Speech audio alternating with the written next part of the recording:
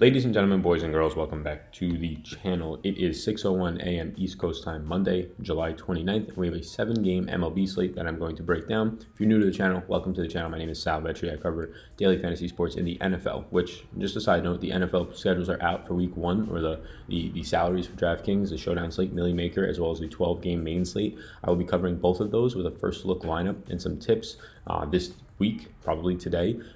And don't take those for heart or like as if they're sacred, because there's going to be a lot more injuries. We've already seen one with AJ Green affect the salaries to add more value.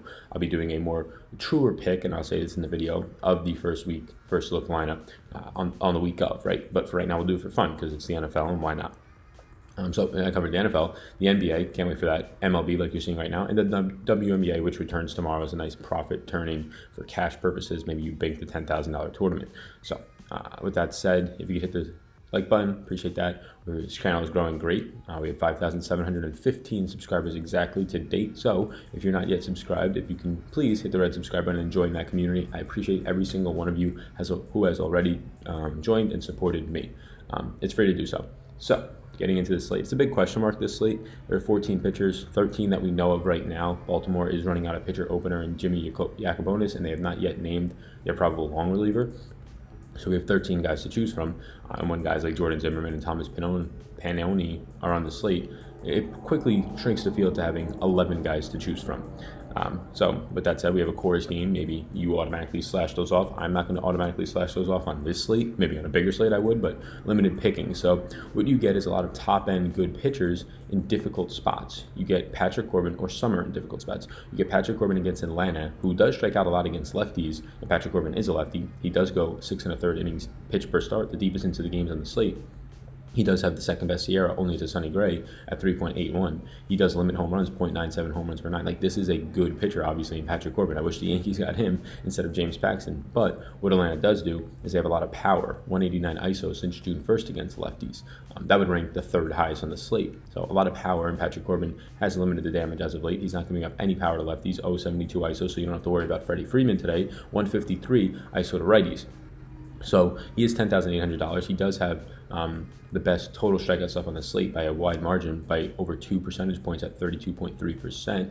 So I do have interest in Patrick Corbin. I have to on a slate where you're about to see a lot of other question marks at pitcher, in the mid-range being very disgusting, in the bottom tier having maybe a couple of guys who are interesting, but nothing crazy. So $10,800, yes, I have interest in him. Like I said, 25.2% of the time is what Atlanta has struck out since June 1st, and Patrick Corbin does have the highest strikeout rate on the slate. He does strike out 38.7% of lefties and only gives up an 0.72 ISO to them. There will be no Nick Markakis in the lineup today, as he is now on the injury list. Freddie Freeman should see a very difficult matchup. Albiez should see a very difficult matchup. I believe that this is a very attractive spot, a lot more attractive than it seems for Patrick Corbin, and the fact that it's in Washington and not Atlanta will give him even more of a little bit of a bump for me. He's a 150 favorite. He averages over 21 fantasy points per game, which isn't the biggest point to put out there, but it is also by far the largest on this slate by almost 2 points. It just shows his consistency in fantasy. So $10,800. Yes, I have to have interest in Patrick Corbin today. I'm going to just add him to the interest because I forgot to. The second one would be Chris Paddack. $10,200 for Chris Paddack. He's $600 cheaper than Patrick Corbin, and he gets to face Baltimore, a Baltimore team that since the start of June has a 173 ISO. Against right-handed pitching, which would rank bottom 5 on this slate. Not only that, but they are striking out 23.8% of the time. So they're striking out about average against righties. They're much worse versus lefties, but sadly, Chris Paddack is a righty. Now, Paddack has been pitching very well as of late. We just saw the complete game a couple starts ago. He's now averaging 5.59 innings pitched per start, which on this slate, there's a couple pitchers that do go deep into the games, but that's good for 5th. $10,200 for Paddack, again, 3.83 SIERA, only walking 5.6% of batters. That's the lowest on the slate, so he's gained a lot of control.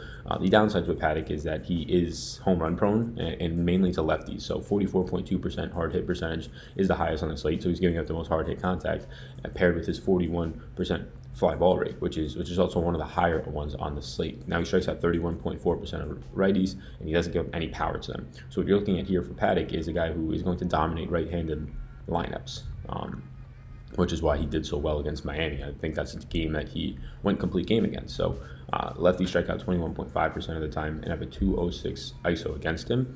So you're going to have to weigh your options here. Trey Mancini should be batting from the left-handed side of the plate today. You have to look at what this Baltimore lineup looks like. Right now, I have interest in Corbin. Not a lot, though. It's a loose interest due to the matchup.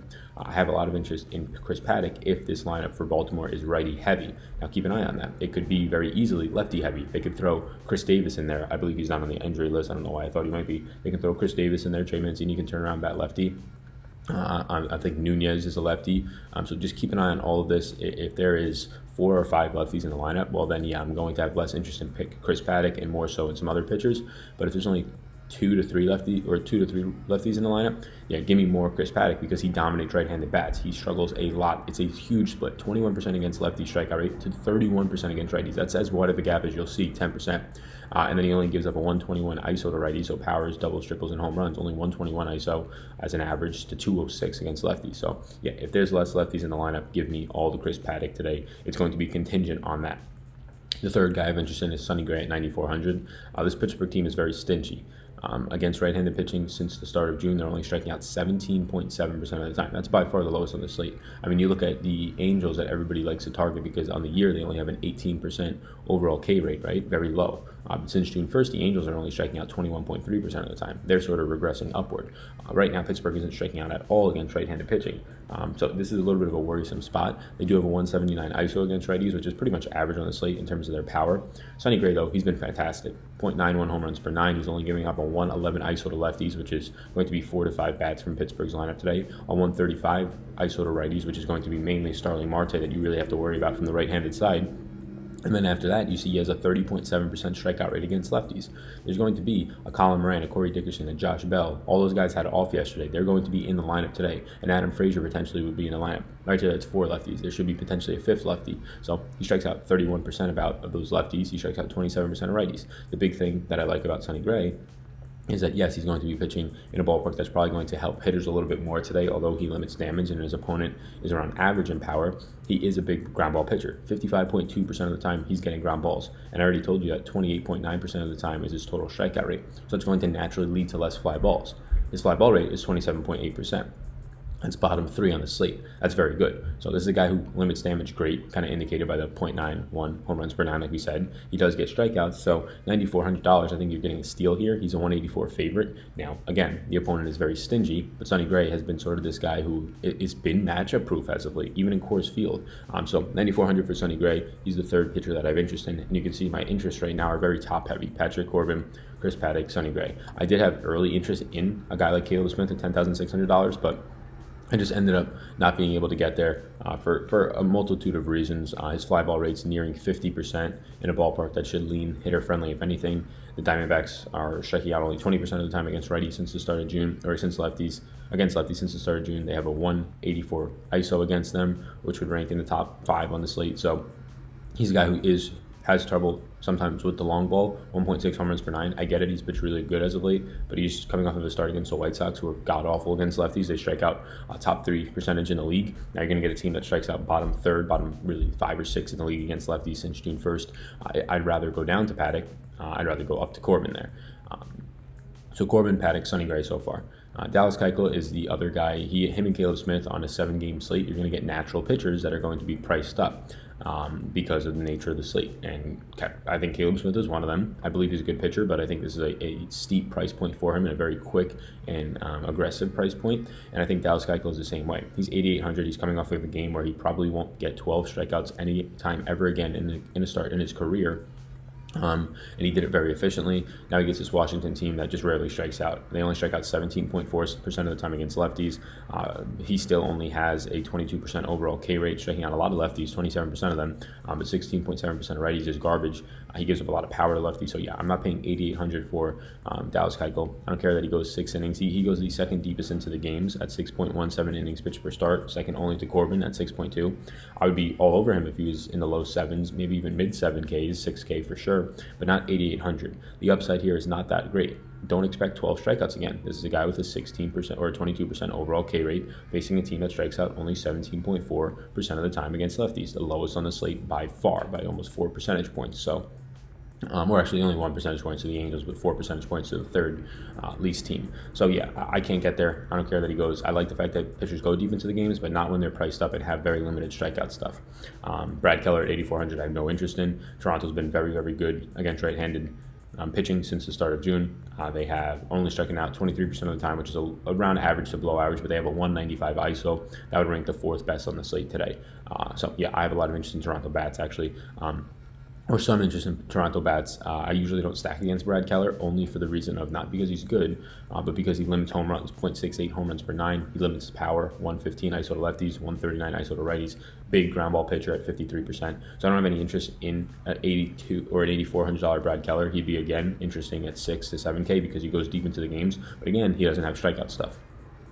My 4th interest today will be Merrill Kelly at 8,200 against Miami. This is a guy who he's going to get propped up for me only because of the fact he's facing Miami. He has the 2nd highest hard hit percentage, 42.6 on the slate.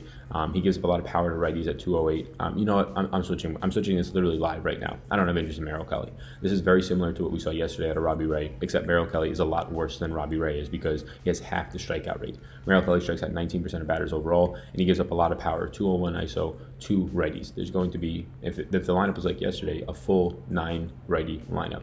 That's not great. So Merrill Kelly, I'm taking him out of my interest pool. I can't pay $8,200 for a guy who, I get it, Miami's not that great. He does go 5 2/3 innings pitch per start, which is the main reasons that I was looking at him. He only gives up 6% walk percentage, but when you factor in that he gives up the 2nd highest hard hit percentage on the slate, and really in general, this is a very high one at 42.6%. He only strikes out 21.6% of righties and gives up a 201 ISO to them. I start to get a little bit worrisome. Miami does, the benefit to Merrill Kelly is that Miami does strike out 25.9% of the time against right-handed pitching. Lefties was the only difference with Robbie Ray yesterday. The fact that Robbie Ray was a lefty in Miami only strikes out 23% of the time. That's pretty much like 1 or 2 strikeouts difference for a game. They don't have that much power overall, only a 140 power against righty. So you can see the reasons that I was interested, or maybe I still am. I don't know. I'm conflicted and I'm not recording this. But this is one of the things that in the article later today, I will make sure to have in there, whether I'm interested in Merrill Kelly or not, where he falls. Is he a fade for me? Is he a guy who is now in my secondary options? Is he now a guy who is going to be my primary pitcher that I want now, along with whoever else? So I'm very conflicted on Merrill Kelly today. The matchup's clearly good against Miami, but him personally, he does give up a lot of power to righties, which should be the whole Miami lineup. On the flip side, Miami does strike out a lot against right-handed pitching. He's 8,200. That price point is a little bit steep for Merrill Kelly, but on this slate, I think it's fair. Jaime Barria against a Detroit team that does strike out a ton against right-handed pitching. 26.8% is the highest on the slate.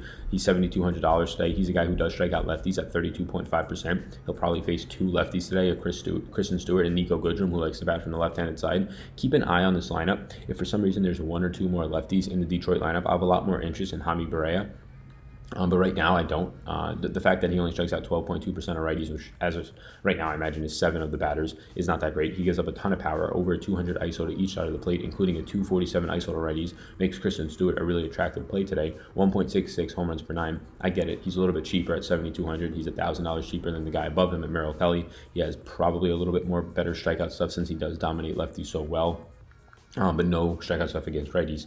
At 7,200, he's not a guy I'm going to get to, even though the matchup is attractive against Detroit. I just don't believe in his stuff. He doesn't work deep enough into the games to even be eligible for a win. This is a guy who is lucky to get to the 4th inning. So no interest there. So we'll say my 4.5 interest today, because I'm not sure where I am on Merrill Kelly, is Kenta Maeda, 6,800. I know. Oh, so he's playing in Coors Field. No, I know. He's playing in Coors Field. I get it. He's playing in Coors Field, and he's a fly ball pitcher. So, well, not a fly ball pitcher, but he gives up 41.5% fly balls, which is around average for the slate. You would like to see less of that. You'd like to see a ground ball pitcher, Sonny Gray, a Keuchel, a Brad Miller in Coors Field if you're going to play them. But this is the nature of the slate. You're getting a 30% strikeout rating against righties pitcher in Kenta Maeda today. And he strikes out 25.7% of batters overall. So nothing against lefties, but that's fine. Colorado's built on righty power, right? Story and Arenado. So yeah, 30.5% strikeout rate. You're paying $6,800 for it on a small slate like this. You have to have interest in Kenta Maeda. I understand he's playing in Coors Field, but when you factor in also that his matchup against Colorado, even over the last since June 1st against right-handed pitching, they're striking out 24% of the time. That is the 5th highest on the slate. So you're going to get a strikeout matchup against first strikeout pitcher against a ready heavy lineup, or at least most of their production comes from the right-handed side. Kenta Maeda gives up around a 166 ISO to righties, which is below average. Is below average not only for the slate, but for the league.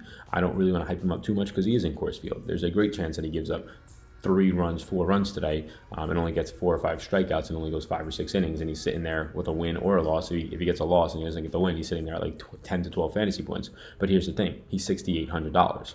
The fact that he does have strikeout stuff gives you that out, right? Even if he gives up 2 home runs today, even if he gives up 4 runs, as long as he goes his normal 5 innings pitched or 5 or 6 innings pitched, and he gets you his 5 or 6 strikeouts, well, that can cancel out some of the damage. And at 6,800, you don't need 30 fantasy points from him like you do when he's priced at 8K or 9K. All you need at 6,800 is 15 fantasy points from him, and maybe he picks up the win and gets you 19. What is that? Well, it's just limiting home runs. You can give up a couple of runs, you can give up a couple of hits and a walk, just get us 6 or 7 strikeouts and potentially a win. So 6,800 I think is too cheap for Maeda, even in Coors Field, because it does allow you to have those outs. And the only reason I go to him and not like a John Gray is because Kenta Maeda does strike out a third of righties, and there's going to be a lot of righties in this Colorado lineup. That's not to say that they can't hit home runs off of him. They surely can. They exude 1.41 home runs per 9, but it's not to a point where I'm running away from it.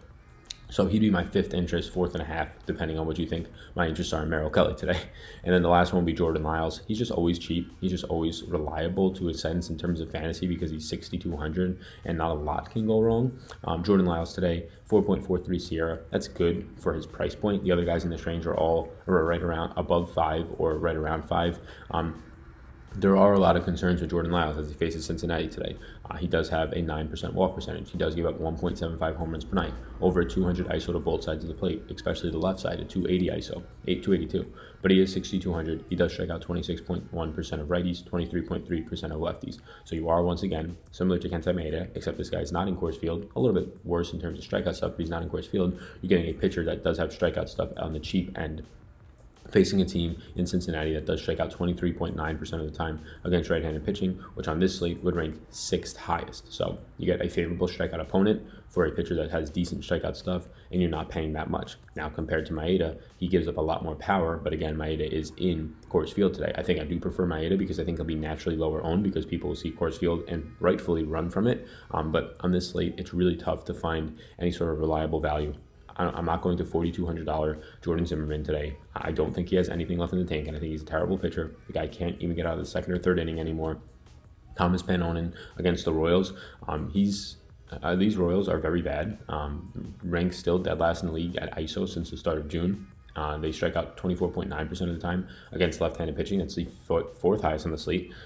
So yeah, this guy does have upside today at 5,500 because of his opponent, but he just doesn't work deep into the games. He's lucky if he gets into the 4th inning, even if he's pitching well. His strikeout stuff is non-existent. He hasn't been able to get more than 4 strikeouts in a start, I believe, walking 11% of batters. I think your upside here for a $5,500 pitcher, you want 10 points, 12 points out of him. I'm not sure he can get you there unless he just pitches flawlessly because he doesn't have the strikeout upside and he doesn't go deep into the games. So even if he goes 4 innings and gives up nothing, he throws a no-hitter through 4 innings, he's looking at like 9 fantasy points. If he picks up a strikeout or 2, then there's your 12, but it seems unlikely that that's going to happen today. So yeah, just recapping it, the slate is disgusting, to be honest with you. Patrick Corbin, Chris Paddock, Sonny Gray, Merrill Kelly, Kenta Maeda, Jordan Lyles are guys that are interesting to me for one reason or another. Merrill Kelly, the jury is still out on, I guess you can say. But I think that the fact that Patrick Corbin is in a matchup against Atlanta and the most expensive guy, people will go there. I think that a lot of people might gravitate towards Chris Paddock on the top end because he has the easiest matchup against Baltimore, in my opinion. I think Patrick Corbin's is underrated on how good it is because how much Atlanta does not struggle, but they do strike out, get a lot of swings and misses against lefties, and Corbin does limit damage overall against lefties and righties, and there's no Nick Markakis in that middle of that lineup anymore, so it breaks it up a little bit. Sonny Gray against Pittsburgh, really tough matchup for Sonny Gray today against Pittsburgh. They just don't strike out, but I'm betting on talent here. Merrill Kelly, Kenta Maeda in Coors Field. I'll take the risk for a 30% strikeout rate pitcher at $6,800, and then Jordan Lyles at $6,200. There are a couple of other unproven pitchers in decent spots when you go to Jaime Barria at 7,200 versus Detroit. Very good spot in terms of the opponent. And then Thomas Panonin against the Royals. Very good spot in terms of the opponent. So these are potential spots where I might find more interest later in the day. So once again, I do have an article on Patreon. It's linked up down below. You can go over there. You can see it. I post it on Twitter every day. You should follow me on Twitter at SalVetraDFS. Hopefully this video helped. You might have seen a little bit murky, but those are the guys that I'm going to today. I mean, there's 14 pitchers, and I gave you 5.5 that I'm interested in. That's going to get definitely filtered down to at least, at most, 4 pitchers, 1 to 2 main targets, and then 1 to 2 secondary options. So that's where I'm at. My name's Sal. Hit the subscribe button before you leave. Join this community of 57 115 of us. It's really awesome. You join the Discord down below, free downloads down below. I should have said that at the beginning, but who cares if you watch to this point, now you know. But best of luck to everybody. Thank you so much. My name's Sal. Once again, you already know that. Peace out, gang.